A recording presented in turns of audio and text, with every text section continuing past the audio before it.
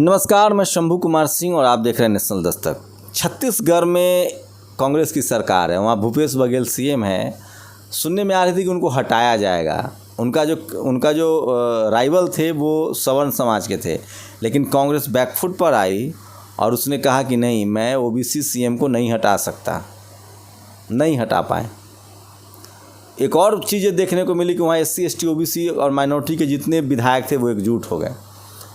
दूसरी खबर बता रहा हूँ, इस सरकार में जिसको एससी, एसटी, ओबीसी, माइनॉरिटी के विरोधी कहा जाता है, उसमें 27 कैबिनेट में 27 मंत्री बनाने पड़े और हर राज्य में अब एससी, एसटी, ओबीसी, माइनॉरिटी की राजनीति शुरू हो रही है। मेरे साथ मुंबई हाई कोर्ट के पूर्व जज कोलसे पाटिल साहब हैं, जो लगातार एससी, एसटी, ओबीसी, माइनॉरिटी मतलब इस देश की बहुसंख्यक आबादी के हक अधिकार के लिए आंदोलन चला रहे हैं, संघर्षरत हैं, प्रयासरत हैं।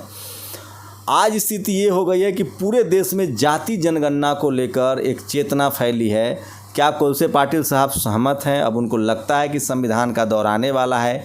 पूर्व जज हैं, उन्होंने, आपको बता दूं कि उन्होंने जज की नौकरी भी पूरे समय तक नहीं की और इस्तीफ़ा दे दिया, क्योंकि उनके मन में एक बेचैनी थी, एक तरफ थी कि कब कॉलेजियम सिस्टम ख़त्म होगा, कब एससी, एसटी, ओबीसी, माइनॉरिटी के लोग भी जज बनेंगे। तो उनसे ज़्यादा बेहतर कौन बता सकता है। कोलसे पाटिल साहब, आप मेरे साथ समय दिए, शुक्रिया। ये जाति जनगणना क्या लग रहा है कि अब सरकार मजबूर हो जाएगी, करवाना पड़ेगा? ऐसा है कि मनुवाद तो हमेशा आप सब हम 1976 से बोलते आए हैं। जातीय गणना इतनी महत्व की है, इतनी इम्पोर्टेंट है कि तब तक हम किसके साथ लड़ रहे मालूम ही नहीं हो रहा है और किसको क्या मिल रहा है उसको भी मालूम नहीं हो रहा। अभी उन्होंने जो 10% आर्थिक आरक्षण दिया है, संविधान के स्पिरिट के खिलाफ है और वो सिर्फ उनको मिलने वाला है, क्योंकि बाकी सबको बाहर किया है। यानी पहले उनको 50% था, अभी ये 10% दिया। 1% लोगों के लिए 60% रिजर्वेशन हो गया और बाकी 99% के लिए 50% रिजर्वेशन हो गया। तो जाति गणना महत्व की है और इम्पोर्टेंट है। हमने कल भी उसका जिक्र किया है हमारे मीटिंग में, और हमारे मीटिंग में हम कहते थे कि पहले हमें लड़ने के लिए लड़ना किसके साथ है, ये पहले समझना चाहिए। ये क्या मोदी शाह ये व्यक्ति है, उनकी व्यक्ति नहीं है, इनकी जहरीली सोच है, संघ की मनुवादियों की जहरीली सोच है, उसका वो अमल कर रहे हैं। मैं बार बार कहता हूँ कि उत्तर हिंदुस्तान में ये इसका बहुत प्रचार कम है कि आप तिलक, सावरकर और गोलवलकर, बार बार कहता हूँ, रिपीट करता हूँ कि जब पढ़ेंगे तो उनका कहना है कि हम देश के मालिक हैं, आप सिर्फ 2 जून की रोटी के मालिक हैं। तो उन्होंने अभी, तो अब कितना बदलाव दिख रहा है? ये पुरानी बात है। अभी के युवा देखिए किस तरह से, आपने अभी लोकेंद्र गुर्जर को देखा, अब बदलाव दिख रहा है क्योंकि सरकार मजबूर हो रही है बहुजनों को की ताकत के सामने। दिख रहा है नहीं? अभी नीट में आरक्षण मिल गया, जाति जनगणना देर सवेर करवानी पड़ेगी, ओबीसी मुख्यमंत्री को नहीं हटा पा रही है पार्टियाँ। नहीं, आप लोग युवा बहुत आशावादी है। मैं अभी इनको भी सुन रहा था, लेकिन शिवराज चौहान जैसा नीच हरामी सीएम नहीं है दूसरा। उसकी मैंने बात सुनी, पहले भी वो किसानों को मारा। परसों मैं एक वीडियो देख रहा था, वो अधिकारियों को बोलता है कि सबको दारू पिलाओ, दारू पी के सुलाओ उनको। तो ये जब बोलता है तो ये बाकी सब हम अभी दबाव में जो कुछ बोलना पड़ता है, दबाव में जो कुछ करना पड़ता है वो कर रहे हैं, उनकी मजबूरी है। लेकिन शिवराज चौहान और मोदी और हमारे जो नेता है उनमें ज़्यादा फर्क नहीं है। लेकिन तो ओबीसी से आते हैं। कोई बात नहीं, ओबीसी से आए तो क्या फ़र्क पड़ता है? जो ओबीसी, मोदी ओबीसी से आते हैं, वो झूठा क्यों नहीं हो, लेकिन ओबीसी है ना।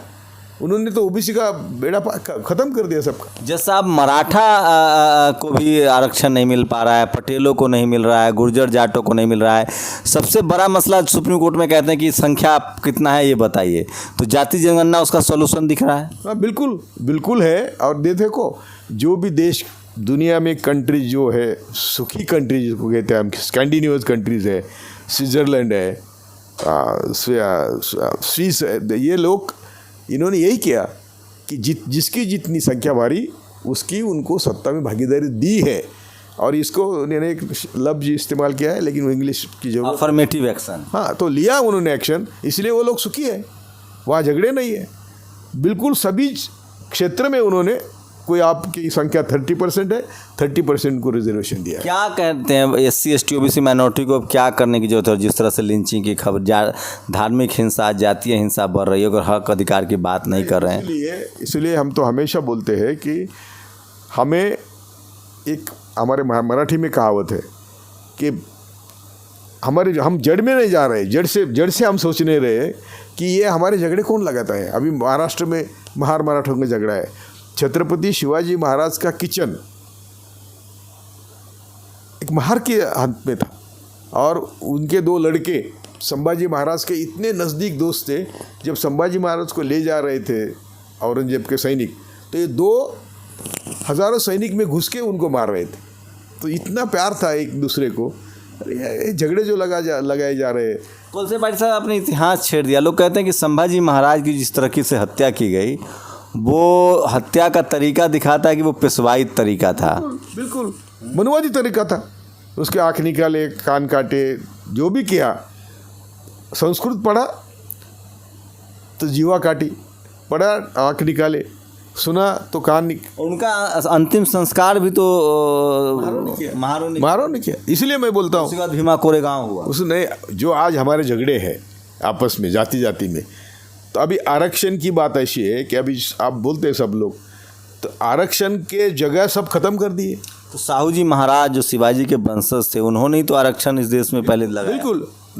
और उन्होंने क्या कहा था? उन्होंने कहा था, बहुजनों की व्याख्या करी थी कि ब्राह्मण, शैनवई, प्रभु छोड़ के सभी, और इसी के भी कुछ ऐसे लोग छोड़ के सभी मागास। तो यहाँ भी मागास वर्ग की व्याख्या बदल गई, बहुजनों की व्याख्या बदल गई।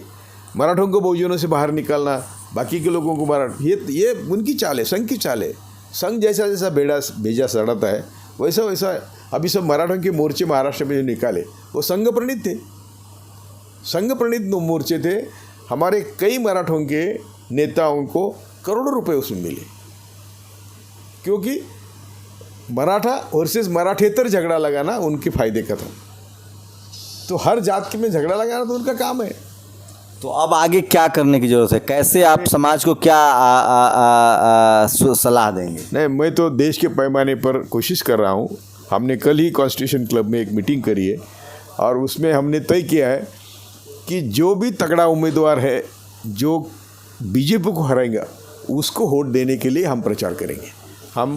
और ये करने के समय मैंने कल मीटिंग की शुरुआत ऐसी करी थी कि हम सब उत्तर हिंदुस्तानी लोग समझे कि हमारा पहला नंबर 1 शत्रु है मनुवादी जहरीली संघी विचारधारा, जिसके खिलाफ हम समझेंगे नहीं तो हम बर्बाद हो जाएंगे।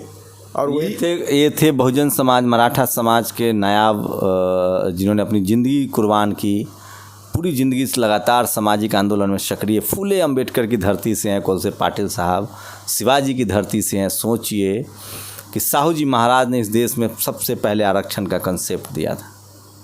आप लोग की क्या प्रतिक्रिया? अपनी प्रतिक्रिया जरूर दीजिए। शुक्रिया।